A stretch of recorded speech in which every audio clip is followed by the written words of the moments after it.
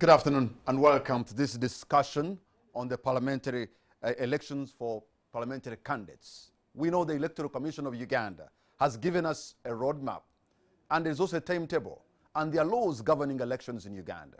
But that roadmap is what you follow so that you can get elected and probably be a representative in parliament. So this evening we'll be discussing the nitty-gritty of what a candidate has to go through, what it takes for somebody to just not to be an aspirant, but to be a candidate that will be managed by the Electoral Commission following the guidelines that they have given and also the electoral roadmap we have to 2021. And to discuss all these, we're lucky to have the chairman of the Independent Electoral Commission of Uganda, Justice Simon Byabakama Mugenyi. Welcome to the show, sir. Thank you, Patrick. When will the nomination of candidates for parliamentary elections be conducted? I'm asking this as a general question, yet I know now, activities are rife on the ground. People are moving all over. But when do we have these nominations? Well, thank you very much, Patrick, and dear viewers. According to the revised roadmap, the nominations for parliamentary candidates are scheduled for the 12th and 13th of this month, of October. So that's when we expect all the candidates, all the aspirants rather, who are vying for the various, for the elective positions for constituencies, direct elected member of parliament, woman representative, woman district representative, to appear at the nomination centers across the country and get nominated. So these are nomination days for members of parliament? For members of parliament. You're talking about 12th and 13th?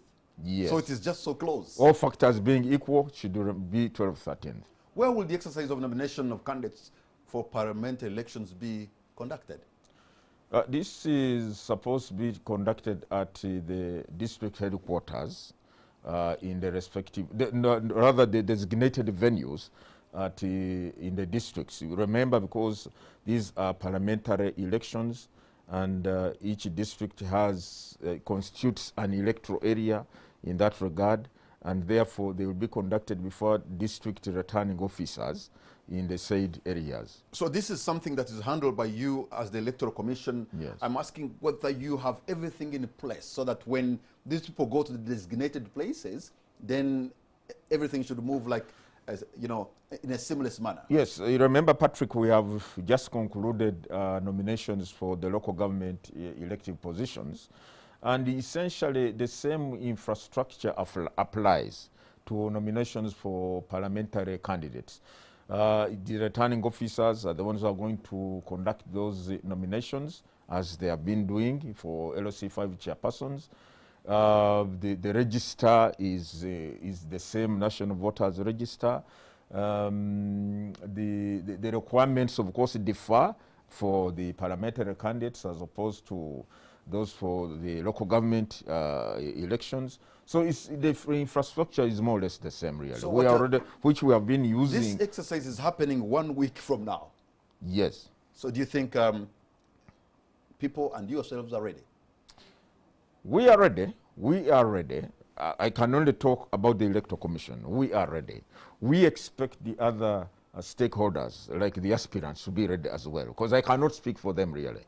So where can an aspiring candidate collect the forms and guidelines of nomination of candidates for parliamentary elections? Well, first of all, we indicated earlier on in our guidelines that we have a website, www.ec.go.ug, where people can access those forms. Also, we have, because we realize not everybody can go to the internet and probably access those forms, we have the physical or the hard copy forms at every district nomination center, at our offices in every district. So the aspirants or candidates are at liberty to pick those forms from our district headquarters. Okay.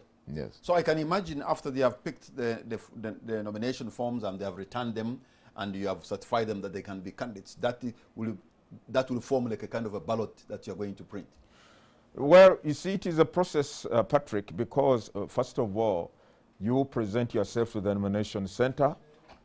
Secondly, You come with all the requirements. Yes. You should have paid the 3 million shillings in the bank, and you come with the bank slip or whatever it is, confirming that indeed you have paid the donation fee. You should come with the copies of your academic documents, which confirm you have the A level or its equivalent or something higher than A level. You should come with the two people who are seconding your nomination. That is the nominator and the seconder. You should come with the form bearing, the nomination form bearing the particulars of the 10 voters from your constituency. 10 voters from your constituency who are backing up your candidature. So you should come with all these things.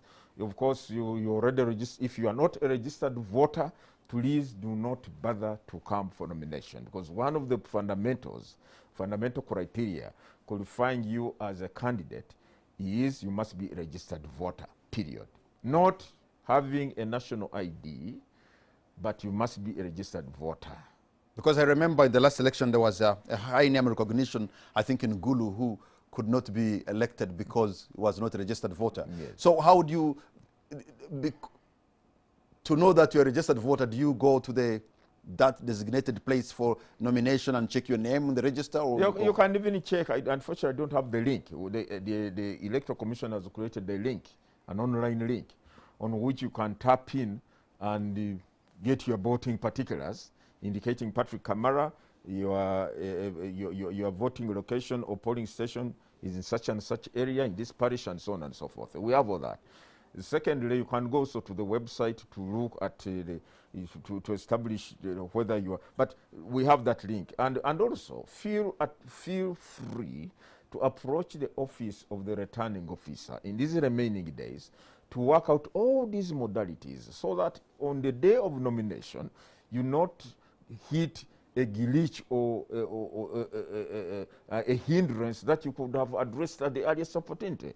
So we are saying that all these things are available. You don't have to be caught unawares. Please approach our offices. You can even come to the Electoral Commission offices. And our people, if you are in Kampala, our people at the headquarters will be able to give you what we call the voters information printout, confirming that you're on the National Voters Register and your polling location or station is in such and such area. Do those contenders also need to come with the party endorsement kind of form? Oh, thank you very much. If you are a flag bearer, thank you very much, Patrick. If you are coming under the auspices of a party and you are the fully designated or appointed or anointed flag bearer, you come with the confirmation by the authorized member of the party or official of the party, confirming that this is our flag bearer. You also come with that one. If you simply come and orally present yourself as a flag bearer without the confirmation of the Secretary General of the party or any authorized official of the party, then you will not be nominated as a flag bearer, but you qualify to be nominated probably as an independent. So I can see many people coming claiming to be from a party and they are supported by the party. Yes. That must going to be, it's likely to be a very hard one. If they come and they do not have that confirmation. Fighting for the same constituency. Yes, the Secretary General or the officially recognized or authorized official of the party, then your nomination will not be accepted or taken on board. Does age matter? Oh yes, you must be 18 years and above, but the National Voters Register will have all those details. We shall cross-check, and if we find that you are of below age, then you cannot be nominated. But in any case, you won't be even on the National Voters Register if you are of underage. What are some of the factors that can make a candidate fail to get the nomination or to be nominated? Well, see, they are under the law. I think one of them is one, if you are not a registered voter. Secondly, if you are below age. Thirdly, if you have at one time or another been convicted of any criminal offense and sentenced to a certain term of imprisonment, and also if you are a non-citizen, if you are not a confirmed citizen of this country, all these are factors which, if you are on a sound mind, if you are holding a public office and you have not duly tendered in your resignation, and so on and so forth. Who is the one sound mind? those words have found their way into our law books, but they are relics of the. I mean, if you come to the polling station, I mean to the nomination center, and you talk things that are not coordinated, then you have a sound mind. And what are some of the factors? Okay, for example, requirements that one has to be nominated as a parliamentary candidate on an independent basis. Okay, an independent basis is the same qualifications. Are you Ugandan citizen? Okay. Are you 18 years and above? Are you a registered voter? Do you have a level or its equivalent or something higher than that obtained in Uganda?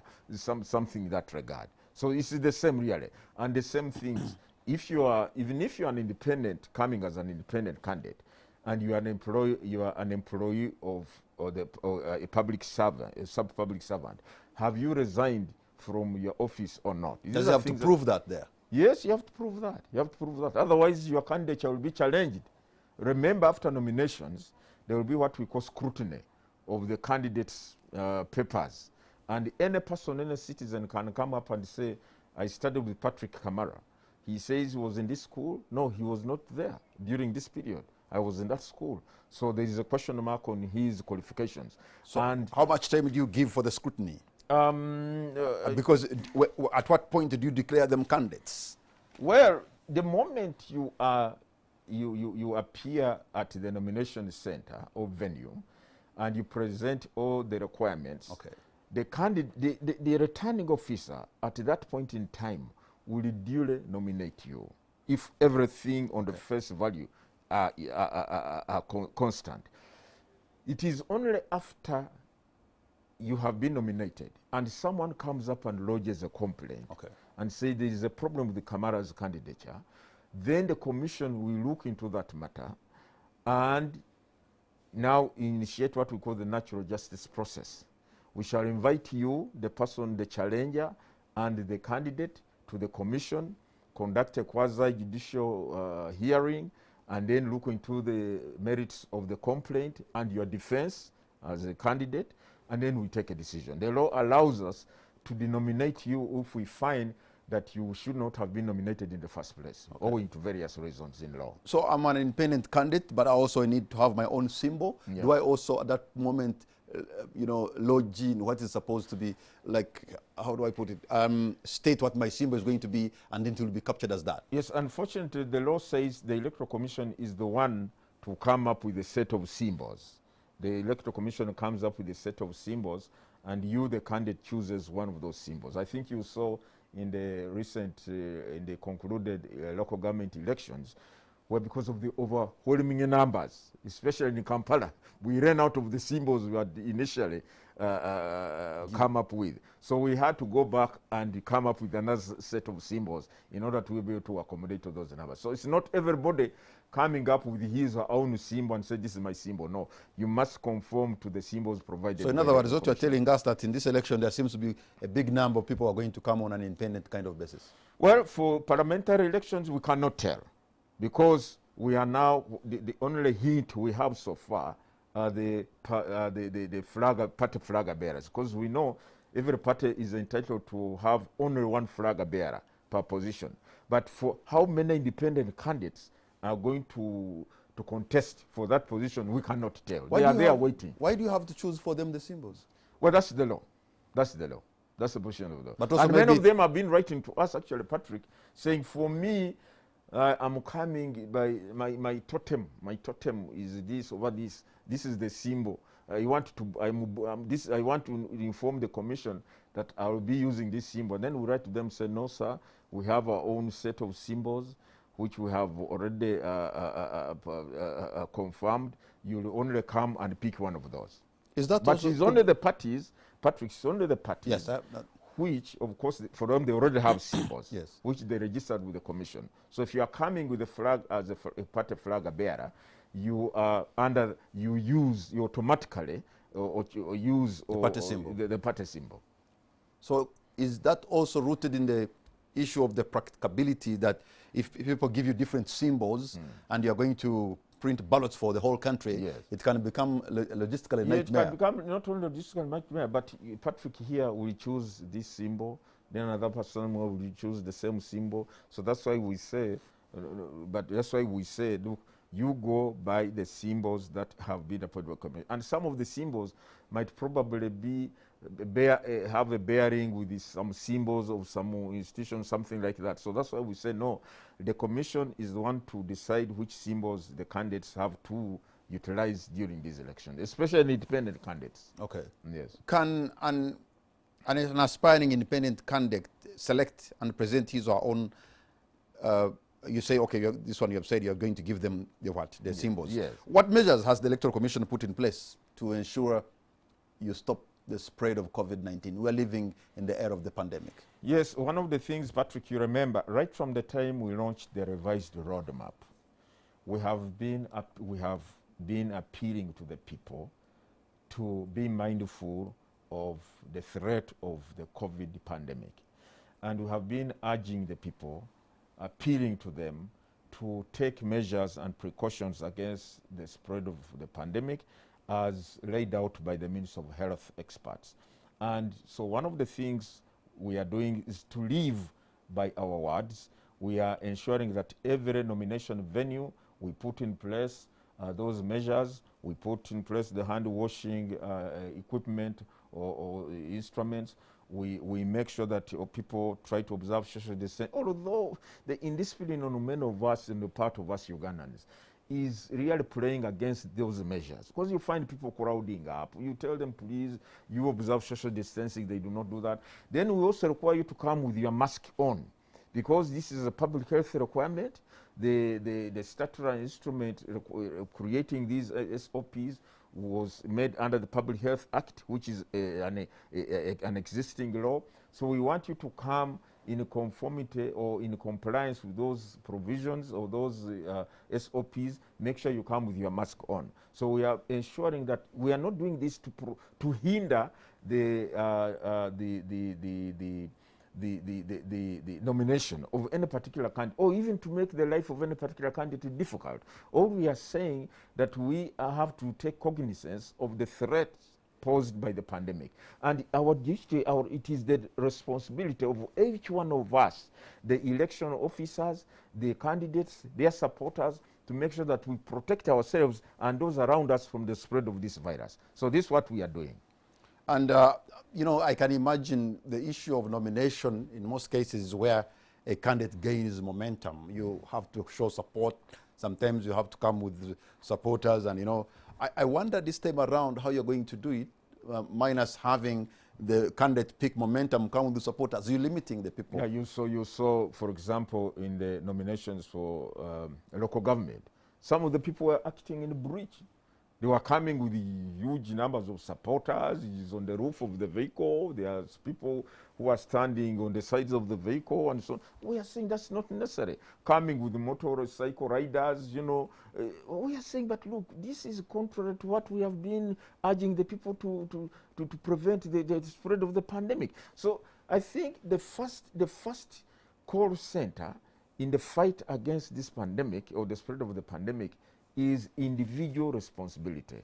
The people themselves, each one of us taking individual responsibility to refrain from conduct that tends to go against the stated SOPs and also is likely to cause the spread of the virus. So that's what we have to do. So in other words, have you given them a limited number of people they can come with? Yes, in fact, we have said, Patrick, in our guidelines, which also you can download from our website, that the nomination center will not be business as usual. You do not have to come to the nomination center in a convoy of 50 vehicles or 20 vehicles. You do not have to come with the hundreds of your supporters, you know, accompanying you.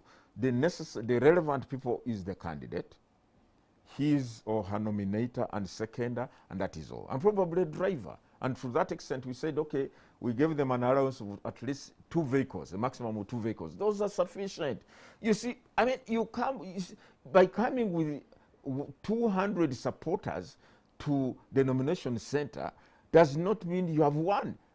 Instead, you wait to mobilize, to galvanize these supporters to go to the polling stations on polling day to vote for you. They are not necessarily at the polling site, at the nomination center. But the image is everything, you know. The world moves on image also. So have to project a certain image of power and of popularity. It works for them, doesn't it? But Patrick, how many times have we seen people pulling crowds, but those do not necessarily translate into votes? So those are two different So what things. are you prepared to do? What will you do? Because I can imagine in far-flung areas of Uganda, you have this politician, he's a heavy hitter, he's known, he's popular, he has power, he has money, and he's likely to bulldoze the designated nomination area, and he'll come with people. If they could do it in Kampala, I can imagine they can do it in a remote area where they have authority and power. My take is that you are a leader. You call yourself a leader. You want people to believe in you and follow you or support you. What example are you giving to the people you want to lead? Do you care about their lives or you don't? If you do, and Minister of Health has said, we have this threat, it is real. We have some of our beloved people who have died of this sickness, this disease. Some of them are in isolation or quarantine because of this sickness. Do you want to spread the disease to your supporters, people who are supposed to vote for you? Mind you, on polling day, it may not be possible for someone who is quarantined because of COVID to come out and cast your vote. We don't have those measures in place. We cannot transfer the polling station to the hospital. You get me? So it is, I think, incumbent upon every candidate to ensure as many as these supporters do not contract the virus.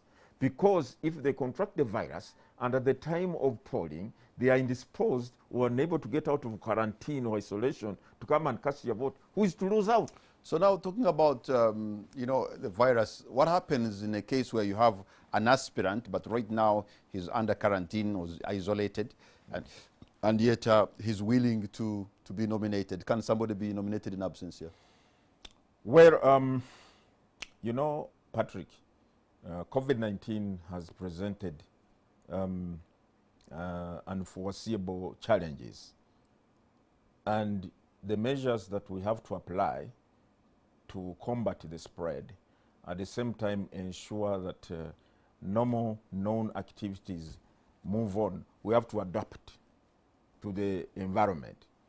Now, the Commission, I think, has the powers to ensure that as many people are not disenfranchised or they are not denied the opportunity to present themselves as candidates.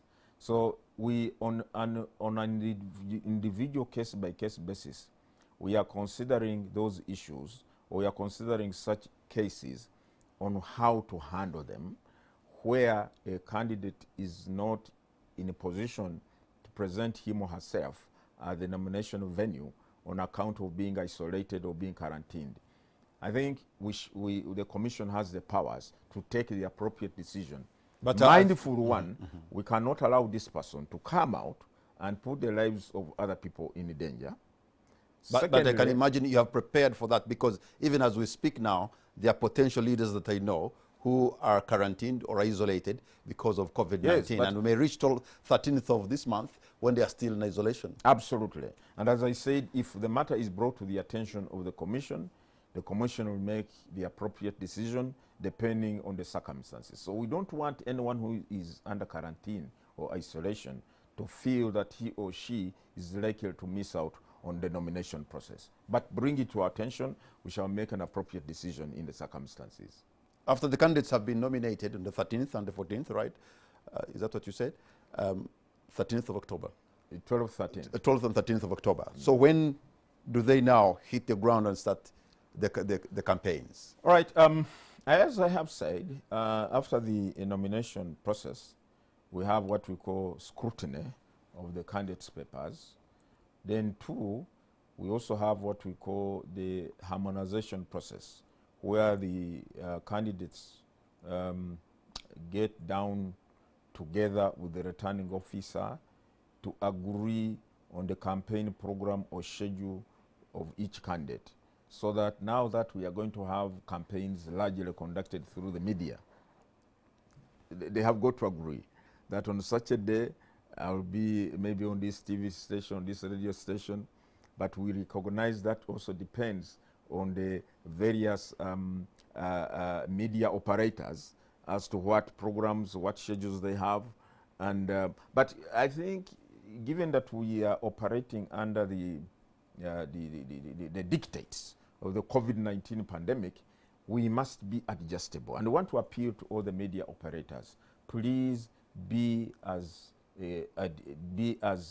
flexible as possible, be as fair as possible, and try to apply an equitable standard to all the candidates so that they are given an opportunity to articulate their views and reach out to their voters. But you're also aware that most of the media operators you're talking about could be contenders in the parliamentary elections, because most of the media owners, for example, are members of parliament. So how do you deal with that? Because members of parliament who own radio stations in rural Uganda are going to be having a lot of competition against them. That's true. That matter has come up or came up in our conversations or discussions with the media operators and Uganda Communications Commission, National Association of Broadcasters. We said, how is this going to be managed? The Electoral Commission does not have the overwhelming powers to ensure these people comply. But NAB and UCC said they would come into the picture and make sure that the media operators comply with what is required of them to ensure that every candidate is given an opportunity to utilize these media outlets to the maximum. We have seen before where actually, especially members of the opposition, my lord, have been chased out from studios. I wonder this time around how that's going to happen. When will you see a party president not allowed to just address people on a radio station in a given area?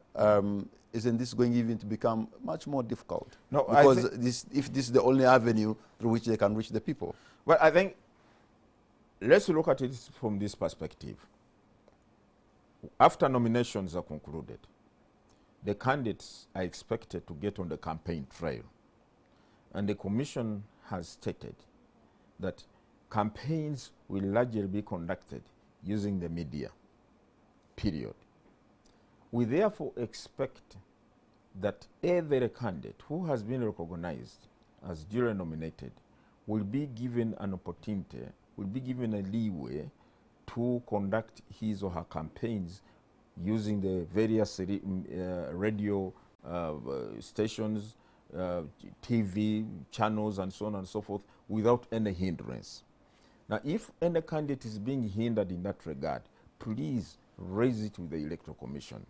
Then we shall take it up with whoever has taken upon himself or herself the mantle of trying to disrupt a national program which has been duly laid out by the Electoral Commission, who are the managers of the election. This is how they have done it. They will say, these radio stations are commercial. The owner of the radio station will, somewhere in a district, will say, all these days above have been booked ahead. You'll come and say, all this time has been booked. Yes. For a particular candidate who perhaps even owns a media station. That's true. And he says, I put in my money. Yes. So how do you deal with that? Now, that's why I'm saying NAB and UCC come in. NAB and UCC come in. And I think, well, we are yet to, I think, to have maybe a final discussion with the NAB. And this is what measures have they put in place to ensure that their members act in compliance with the stated objectives of ensuring that every candidate is given there going to be a certain limitation of how much airtime one candidate can buy? Well, I think all those are issues NAB should sort out, not the Electoral Commission. Because somebody can claim I have bought the next 2 days, the next 3 weeks. The highest bidder. Yes. Now, I think these are issues that NAB said. I think one of the things they said, look, they will work out a system that will ensure, one, that all the operators have what they call, is it a red card or something? Yeah. I think you know that better than myself. And secondly, they will also work out the issue of time. How much time can be allotted to a candidate? Now, it's not even the question of who is the highest bidder. I think it's a question, and I want to appeal to the media operators. Please, we are saying this methodology is largely imposed on us by the COVID pandemic. And what is your contribution in that fight? Because we are saying we cannot allow people to conduct mass rallies.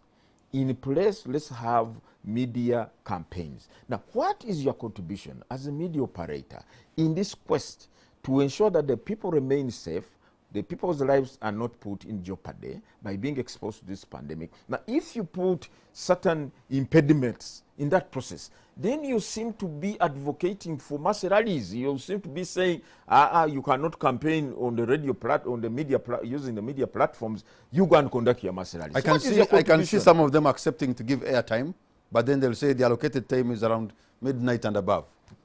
And you'll find you're talking to yourself. When everybody's asleep. Yes, they'll say time is there, but from midnight, you'll come and talk. Once again, Patrick, I think these are the nitty-gritties that we would want NAB or UCC to iron out. Because I think the most important thing, we want the media operators not to have the mindset of Kolemesa. Okay.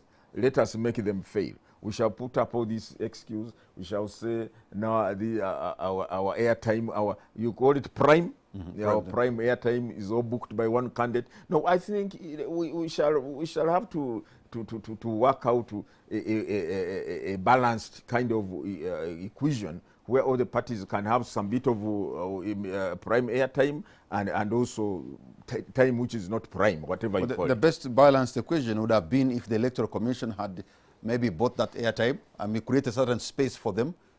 Now that they cannot have rallies, the Independent Electoral Commission could maybe create space, and then that space is distributed equally. Then that would be better. There was that proposal, Patrick, in the discussions we had, I think, with some of the stakeholders, particularly the political parties. That was one of the proposals they made. But you see, it is a question of the budget allocation. And each candidate is paying 3 million shillings nomination. This is non-refundable, by the way. And quite a number of them may not even make it.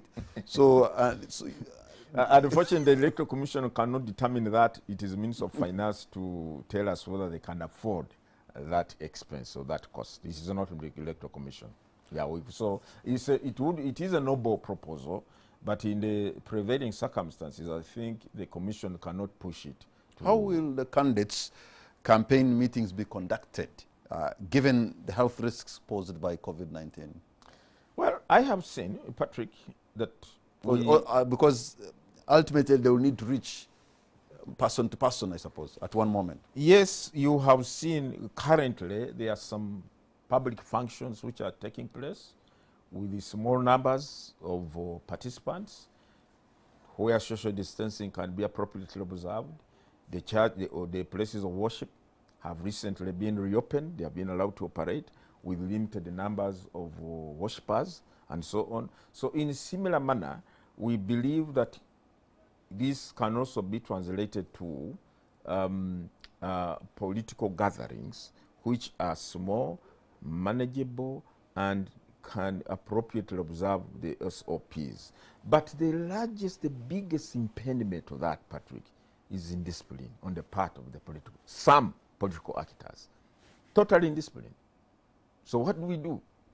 So that's why we said, please, in that regard, therefore, let the district task force or the police ascertain whether the venue where you want to go and hold these gatherings are capable of accommodating the numbers you are talking of by observing social distancing. If we were to leave it open and say, let us leave it to the good sense of every candidate, they would abuse it. You know ourselves. But also police can abuse it. How? By letting other people converge and others not to converge. No. I think they have tried it before. I think the police are expected and are required to ensure that these SOPs are observed by all and sundry without any discrimination, without any favor. Because this virus does not discriminate. I don't think that it has been said this virus has a preference over people with this political inclination in comparison to the other. No, it can strike anybody. So that's why I think the police, and we are having discussions with the police in that regard, to make sure that whatever they are doing in ensuring these SOPs are observed, let the measures be applied equally. So after the 13th, maybe a week of sorting, looking through, perusing through the papers, a week from that day, you start the campaign? Yeah, the campaigns, you know, there has been a school of thought from some quarters of actually those who are aspirants. They said, but nominations for members of parliament take place in October 12th, 13th. It means after that we're going to campaigns. That's a long time, Chairman. How can we start campaigns in October when we are going likely to have when we are going to have elections between January 10th and February 8th? 3 months. What is all that period for? But the commission is saying, one, after nominations, you are at liberty to start your campaigns. Now, it is up to you to decide when you do the campaigns. It is up. You can even say, for me, I'm going to carry out my campaigns in 2 weeks' time before polling. For me, I only need 1 month, and so on. For example, for instance, I'm just using this as an instance. The NRM candidates who have just gone through the primaries, what have they been doing? They've been campaigning. So are they going to carry out the same structured campaigns as they have done for the primaries? Because it is up to them, really. For us, all we are saying that once you are a candidate and you appear before the returning officer and you, the candidates, have harmonized your campaign schedules, it is up to you. But it's not in the law that you must campaign every day for all the 3 months until polling. No, no, no, no. So when will, what is the polling day for parliament elections? Because now that you're talking about that, it can give us the time they are going to spend in the field. Patrick, the law does not permit me or the commission to announce the polling day until nominations are Even concluded. you should be knowing this. Even me, I'm not above the law. I'm subject to the dictates of the law, and the law says it is only after nominations that the commission can announce, set the date for polling. But let me assure Ugandans, there is no trickery about this. There are no ill motives for not disclosing the polling day at this juncture, because that's what was being alluded or perceived by some quarters. But the commission does not want to tell Ugandans the actual polling day. Those are the bukodio. They are doing it to keep people in the dark, and then someone already knows the day, and then for him he is already moving ahead, others are still lagging. No, no, no, no, no, no, no. The law, once we have completed the nominations, I want to assure you the law as it commands us, that we set the date for polling, we shall not fail. Remember, we have to do 2 dates. One for presidential and parliamentary elections. The other is for local government elections. They do not take place on the same day. So, but all of them must take place within the first 30 days of the remaining 122 days to the expiry of the term of this government. So we shall not fail the day. We shall come back here on NDTV. But somehow you have given us a little more, because you said it could be between the end of January to the beginning of February. It will be between 10th January and 8th February. Those are the first 30 days of the remaining 122 days. Those are the first 30 days. So these elections, in other words, by 8th February 2021, we should have concluded presidential, parliamentary, local government elections. Okay. But then there are also special interest groups. I wonder when you're going to hold nomination for the special interest groups, the people with disability, the youth, the women, and the workers. Yeah, because Patrick, you'll excuse me, because the dates are so many and there are so many activities. I cannot keep some of these dates in my head. But as you know, that we currently, we have those electoral activities involving the special interest groups going on. We have already had elections at the village level for persons with disabilities, old persons, the youth. We have already concluded elections at parish level. We have already concluded elections at sub-county level.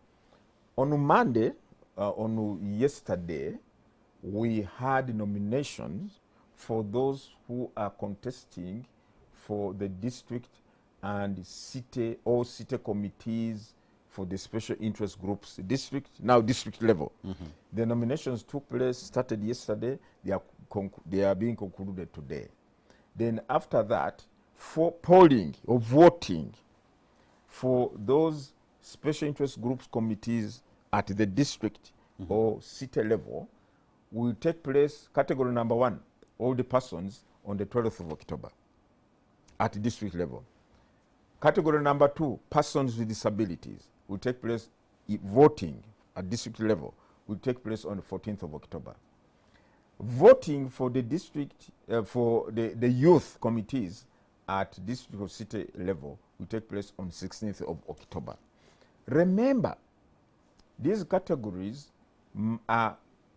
they are graduating or mutating to the national level because they have to go up to parliament. Okay. Okay? And some of them will make the electoral college. Aha, thank you very much. The whole purpose of these special So you'll actually have a new electoral college. Aha, is to the have... older college is not going to work. No, that's why we Unless have a you have new gone electoral through, college. okay. Unless you have been, if you are a member of the old elected. electoral college and you are still an old person, yes. But for youth, remember, it keeps on changing. Once you clock 30, you are out.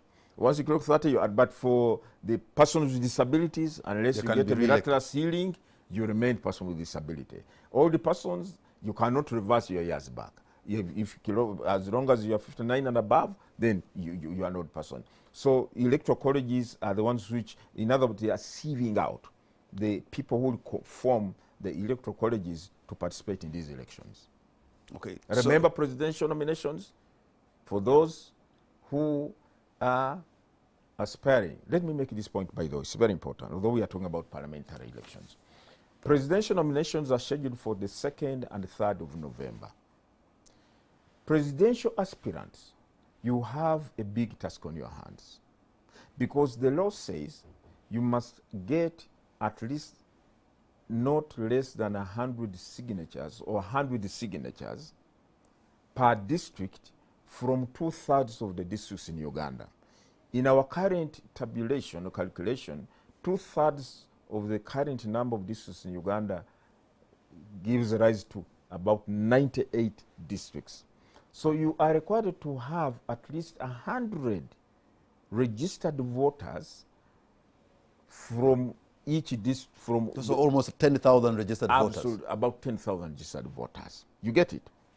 Secondly, you have to submit those lists of your supporters to the Electoral Commission well before nomination day. In fact, we have said by 16th of October. For verification, because the commission has to go through the onerous task of verifying each and every voter or name on this list as authentic and a registered. Authentic in the sense that he or she is a registered voter. So if you submit your lists 2 days to nomination, how shall we be able to verify? So that's why we want to appeal to, and remember, there are quite a number of presidential aspirants. As we talk now, I think the number is only one who has indicated he has withdrawn from the aspirations. And he's running now, he's vying for parliament. But the rest, if we go by the numbers that have picked the nomination forms, they are in the 80s.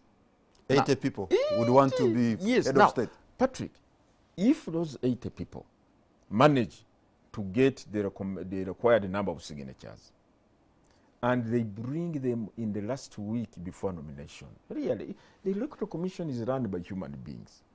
How do you expect us to verify all these lists when we have 3 days to nomination? So please want to appeal to the aspirants. Gather your signatures. I want to commend the NRM candidate or aspirant. They have already submitted lists of the supporters of their candidate. We want to appeal to other aspirants as well to follow suit. And we are already verifying those signatures, by the way. So, or names of the supporters. So we want to appeal to other aspirants. Please, you also submit your names, the lists of your supporters at the earliest opportunity, so that gives us ample time to verify. Now, in a case their shortcomings, you probably can have an opportunity to go and fill the gaps. That's the advantage of submitting these lists at the earliest opportunity. Okay. We can point out, look, Patrick, in this district, you did not get the required 100 voters. You have 90 whom we have confirmed registered voters.